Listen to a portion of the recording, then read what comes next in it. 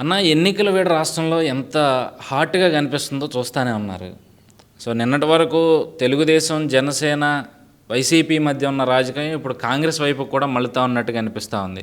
ప్రధానంగా అన్నా చెల్లెల మధ్య ఈరోజు యుద్ధ వాతావరణం కనిపిస్తూ ఉంది. కాంగ్రెసే మా కుటుంబాన్ని చీల్చింది అని చెప్పి జగన్మోహన్ రెడ్డి అనడం, దానికి వెంటనే షర్మిల కౌంటర్ ఇచ్చి అమ్మతోడు జగనన్నే కుటుంబాన్ని చీల్చాడు, దానికి అమ్మ దేవుడే సాక్ష్యం అని చెప్పి ఆవిడ అనడం ఎట్లా చూస్తారు? షర్మిల అనే ఆమె 2014లో జగన్ రెడ్డికి బాగా ఉపయోగపడిందండి.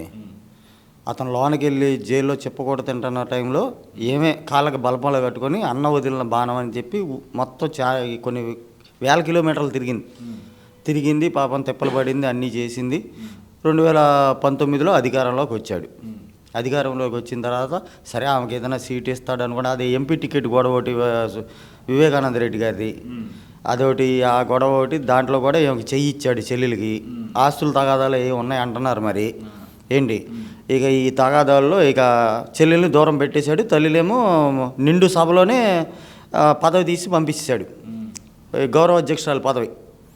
ఇక వీళ్ళిద్దరూ ఏమనుకున్నారు, ఇక్కడ ఉన్న కాడి నుంచి చంపేస్తాడేమో, లేనిపోయింది తలకాయ నొప్పి, ఇడు మామూలు కాదు, మన తేడా లేదు, సొంత బాబాయిన మర్డర్ చేయించాడు, ఇక మమ్మల్ని ఎందుకు వదులుతాడు, ఇడు తల్లైనా చెల్లైనా ఒకటి అనుకుని హైదరాబాద్ పారిపోయారు. వీళ్ళు హైదరాబాద్ పారిపోయి ఖాళీగా ఉండలేక అక్కడ వైఎస్ఆర్ టీపీ అని పెట్టిందేమో, పెట్టి ఏదో తిప్పలు పడింది,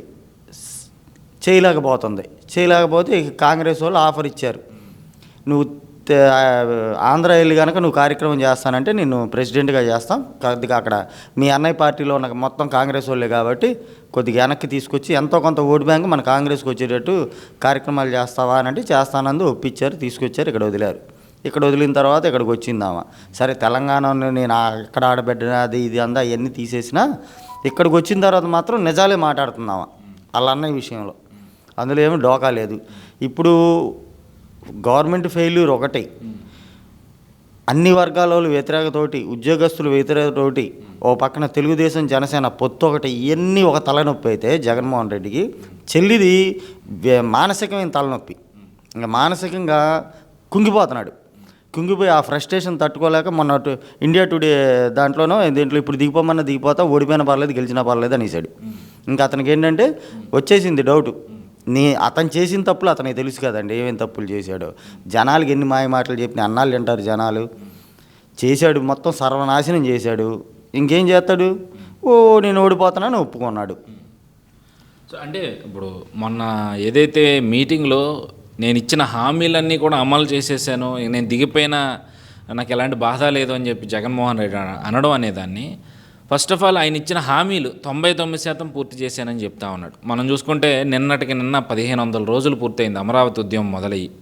మరోపక్క యువత ఉద్యోగాలు లేవంటూ కూడా నానా రాద్ధాంతం చేస్తూ ఉంటే నిన్ననే అనుకుంటా బొత్స సత్యనారాయణ ప్రెస్ మీట్ పెట్టి డిఎస్సి నోటిఫికేషన్ విడుదల చేస్తున్నాము అని చెప్పి త్వరలోనే అని చెప్పి ఆయన ప్రెస్ మీట్లో చెప్పడం. సో ఇవన్నీ రాష్ట్రంలో ఇన్ని సమస్యలు కళ్ళ ముందు కనపడతా ఉంటే నేను అన్ని ఇచ్చిన హామీలన్నీ నెరవేర్చేశానని చెప్పి జగన్మోహన్ రెడ్డి చెప్పుకోవడం అనేదాన్ని ఎట్లా చూస్తారు? బొత్స సత్యనారాయణ డిఎస్సి తొందరలోనే నోటిఫికేషన్ ఇస్తానంటే అది అంత పెచ్చతనం ఇంకోటి ఉండదు. ఎందుకంటే ఫిబ్రవరిలో నోటిఫికేషన్ వస్తుంది. ఈ డిఎస్సి నోటిఫికేషన్ ఇచ్చేది లేదు, సచ్చేది లేదు, ఎలక్షన్ కోడ్ ఉంటుంది, అదొక మోసం. అమరావతి రాజధాని అని చెప్పి అప్పట్లో చంద్రబాబు గారు నిర్ణయించారు. నిండు అసెంబ్లీలో జగన్ రెడ్డి ఒప్పుకున్నాడు. 30,000 ఎకరాలు కావాలన్నాడు. బాబు గారు 33,000 ఎకరాలు తీసుకొచ్చాడు, 3,000 ఎకరాలు అదనంగా. అధికారం రాగానే 3 రాజధానులను డ్రామాలు మొదలెట్టాడు. అప్పటి నుంచి ఇప్పుడు దాకా పాపం మా మహిళలు కానీ, రైతులు కానీ, ముసలోళ్ళు కానీ అందరు రోడ్ల మీద ఉన్నారు. 1500 రోజుల నుంచి నానా తిప్పలు పడుతున్నారు. ఏదైనా వాళ్ళ ఉద్యమం మాత్రం చరిత్రకి ఎక్కిపోద్ది. ఆ ఉద్యమ పోరాట పటిమ వాళ్ళని బతికిచ్చింది. ఓ పక్క న్యాయస్థానాలు కొంత వాళ్ళకి సపోర్ట్గా ఉండటం వల్ల, దేవుడి దయ వల్ల ఏంటంటే వాళ్ళకి రాజధాని అమరావతి అని ఓకే అయిపోయింది. ఇకపోతే ఉద్యోగాలు, ఇక మనోడు వచ్చిన ఉద్యోగాలు ఏంటి, వాలంటీర్లు, సచివాలయ ఉద్యోగాలు, 5,000 ఉద్యోగాలు, 7,000 ఉద్యోగాలు. అవి ఉద్యోగాల కింద చూపించుకున్నాడు. అవి అవుట్ సోర్సింగ్ కాదు, గవర్నమెంటు కాదు, ఎప్పుడు పీకేసినా వెళ్ళిపోవటం వాళ్ళు.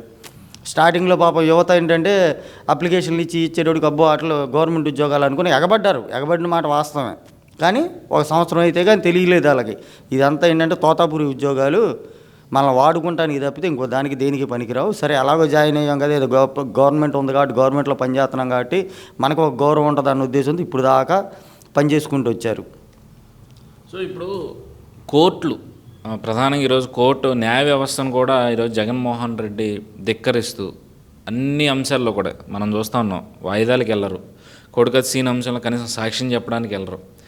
అమరావతి అంశంలో పద్దాక కోర్టులకు వెళ్ళి రైతులు వెళ్తూ ఉంటారు వాళ్ళ సమస్యల కోసం, దాని మీద వీళ్ళు మళ్ళీ తిరిగి వేరే పై కోర్టులకు వెళ్ళడం, ఇదంతా మనం చూస్తూ ఉంటే ఈరోజు జడ్జిలను కూడా మేనేజ్ చేసే విధంగా 2 కోట్ల రూపాయల వజ్రాల వాచ్ను బహుకరించడానికి ప్రయత్నం చేశారు జగన్మోహన్ రెడ్డి. సో మరి ఈ అంశాన్ని ఎట్లా చూస్తారు? జగన్మోహన్ రెడ్డి అనేవాడు ఆర్థిక నేరగాడండి, వ్యాపారస్తుడు, దొంగ వ్యాపారం అందులో చేసేదంతా. వాళ్ళ నాన్న ఉన్న కాడి నుంచి కూడా ఇలాంటివి చేసి ఈడీ కేసుల్లో సిబిఐ కేసుల్లో ఇరుక్కొని ఉన్నాడు. కాకపోతే పక్కన విజయసాయి రెడ్డి గారు ఒకడు ఉన్నాడు, దొంగ ఆడిటర్. ఈ లెక్కలు బొక్కలు అన్నీ అడిగి తెలుసు. దాన్ని బట్టి ఏంటంటే ఎవరిని ఎలా మేనేజ్ చేయాలి, ఎవరు ఎక్కడ లొంగుతారు ఏంటనేది వీళ్ళకి ఈ ఆర్థిక నేరగాళ్ళకి ఇది ఒక ఆనవాయితీ అన్నమాట. ఇకపోతే ఈ న్యాయ వ్యవస్థలను మేనేజ్ చేస్తాం కొంతవరకేనండి ఇతని వల్ల సాధ్యమైద్ది. పైన ఢిల్లీలో ఉన్న పెద్ద తలకాయ సపోర్ట్ లేకుండా ఇంత మేనేజ్ అనేది జరగదు. ఇది కొంతవరకు చేయగలడేమో స్టేట్ వరకు, సుప్రీంకోర్టు వరకు చేయగల సత్తా ఇతనికి ఉండదు. ఢిల్లీలో కూడా కొద్ది పెద్ద తలకాయ కొద్దిగా సపోర్ట్ ఇస్తుంది ఇతనికి. దానివల్ల ఏంటంటే ఈ మొత్తం 3200 సార్లు వాయిదా వేసాడంట కోర్టులు వాయిదాలకు వెళ్ళకుండా. మరి అంతవరకు అసలు ఎట్ట కుదిరిద్ది అది పైనుంచి సపోర్ట్ లేకుండా? కాబట్టి అక్కడ కూడా ఉన్నారు. ఇంకోటి రాజధాని రైతులు కేసులు పెట్టి ఈయన ఎదురు కేసులు పెట్టి వాదిస్తున్నాడంటే ఈయన రాజధాని రైతులు పెట్టుకున్న కేసులు వాళ్ళ సొంత డబ్బులు, ఇతను పెట్టే డబ్బులు ఏది ప్రభుత్వ సొమ్ము, అది ప్రజల సొమ్ము పెట్టి ఇతను జనాల మీద పగ తీర్చుకుంటున్నాడు. రేపన్న రోజు వచ్చిన గవర్నమెంట్ కూడా ఇవన్నీ తీసి జ్యుడిషియల్ ఎంక్వైరీ చేస్తే దీనికి తగ్గ అధికారులే కానీ మొత్తం ఐఏఎస్లు ఐపీఎస్లు కానీ లోనికి వెళ్ళిపోతారు. ఇప్పుడు ప్రధానంగా పెనలూరు నియోజకవర్గం కూడా ఇప్పుడు చర్చానీయాంశంగా మారిపోయిన అంశం. ఎందుకంటే చంద్రబాబు నాయుడు అక్కడ పోటీ చేస్తారన్న ప్రచారం ఒక ఎత్తు అయితే, ఇప్పుడు జోగి రమేష్ కూడా అదే చెప్పుకుంటా ఉన్నారు. నిన్న ఏదో ఒక సమావేశంలో ఆయన చెప్తాను, చంద్రబాబు ఇక్కడికి పోటీ చేస్తానికి వస్తూ ఉన్నాడు, అందుకని నేను ఇక్కడ పోటీ చేయడానికి వచ్చాను పెడ నుంచి పెనంలూరుకి. సో నా విజయం దాదాపు ఖాయమైపోయింది, అందుకే ఇక్కడ ఆలోచిస్తున్నారు పోటీ చేయడానికి నా మీద అని చెప్పి జోగి రమేష్ అనే మంత్రి చేసిన వ్యాఖ్యలను ఎట్లా చూస్తారు? జోగి రమేష్ జగనన్న మందు దాగి ఉంటాడు, బూమ్ బీరు. ఆడి చైనా మొఖానికి చంద్రబాబు కావాలంట. అక్కడ ఉన్న బోడే ప్రసాద్ గారి ముందుకు వెళితే సాలిడు వీడి బతుక్కి. వీడి మాటలు పెద్ద పెద్ద మాటలు, ఆరిపోయే దీపానికి వెలుగెక్కువ అని. వీడికి ఏంటంటే ఏదో మీడియాలో కొద్ది పబ్లిసిటీ వస్తుంది, చిన్న వాళ్ళ గురించి మాట్లాడితే పబ్లిసిటీ రాదు, చంద్రబాబు గారి పేరు ఇస్తే పబ్లిసిటీ వస్తుంది అని. వీడి స్థాయి ఏమో అట్టడుగు స్థాయి, వీడి స్థాయికి మించి మాటలు. అందుకు అక్కడ పార్థసారథి ఓడగొడతాడు. ఇప్పుడు అక్కడ వీళ్ళకే కుంపట్లు తగలడ్డాయి. పార్థసారథిని కాదని జోగి రమేష్ గారిని తెచ్చేశారు. ఇప్పుడు వాళ్ళ కుంపట్లే, వీడి బ్యానర్లు కడితే ఆడి చించుతాడు, ఆడి బ్యానర్లు కడితే ఈడి చించుతాడు. ముందు వాళ్ళ తెప్పేలా వాళ్ళు గడుక్కుంటే అక్కడ నల్లేరు మీద నడక బోడే ప్రసాద్కి, ఆయనకి నల్లేరు మీద నడక అనమాట విజయం. దరిదాపు 30-40 వేల మెజార్టీతో గెలుస్తున్నాడు ఆయన బోడే ప్రసాద్ గారు. ఈ జోగి రమేష్ గారి బతికి చంద్రబాబు గారి గురించి ఆలోచిస్తే పొద్దున ఏం లేదండి. వీళ్ళు ఈ వైసీపీలో ఉన్న కొంతమంది ఎదవలకి పొద్దున్న లెగితే చంద్రబాబు గారు వచ్చ తాగంది వీళ్ళకి దావత్ తీరదు. పొద్దున్న టిఫిన్ చేస్తే వచ్చ ఒక గ్లాస్ తాగాలి, మధ్యాహ్నం భోజనం చేస్తే వచ్చ ఒక గ్లాస్ తాగాలి, రాత్రి మందులోకి వచ్చ ఒక గ్లాస్ కలుపుకొని తాగాలి, రాత్రి భోజనానికి వచ్చ ఒక గ్లాస్ తాగాలి. చంద్రబాబు గారిది లోకేష్ గారిది డైలీ వైసీపీలో ఉన్న 15 మందికి వచ్చ తాగితే కానీ వీళ్ళకి నిద్ర పట్టదు.